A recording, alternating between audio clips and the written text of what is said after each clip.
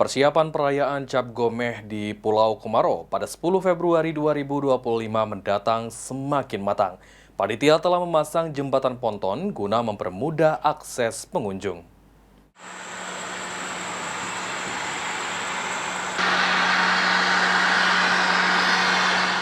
Perayaan Cap Gomeh yang dilaksanakan di Pulau Komaro pada Senin 10 Februari 2025 mendatang, pemasangan ponton jembatan menuju Pulau Komaro sudah dilakukan guna mempermudah akses pengunjung yang akan menghadiri perayaan.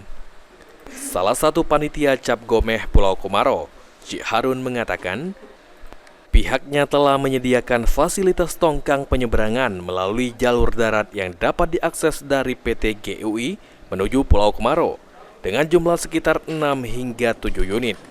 Setiap tongkang memiliki panjang sekitar 30 meter dan lebar 9 meter.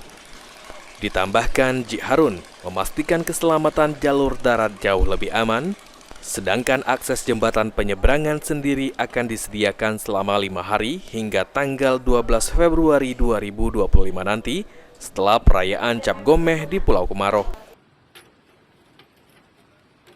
Tongkang penyeberang yang kita fasilitasi dari PT GUI menuju Pulau Komaro itu kurang lebih ada 6 sampai tongkang yang kita gandeng jadi satu tongkangnya itu panjang 30 meter, lebar kurang lebih 9 meter. Jadi kita gandeng jadi satu, jadi sebagai jembatan titian untuk mereka yang jalan.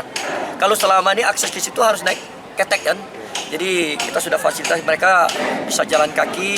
Dari segi keselamatan juga mungkin lebih safe ya. Kita pasang tanggal 7, nanti kita bongkar setelah perayaan selesai. Itu mungkin sekitar tanggal 12 kita bongkar.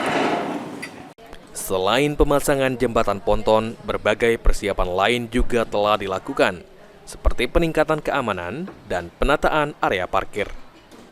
Lutfi, Pol TV.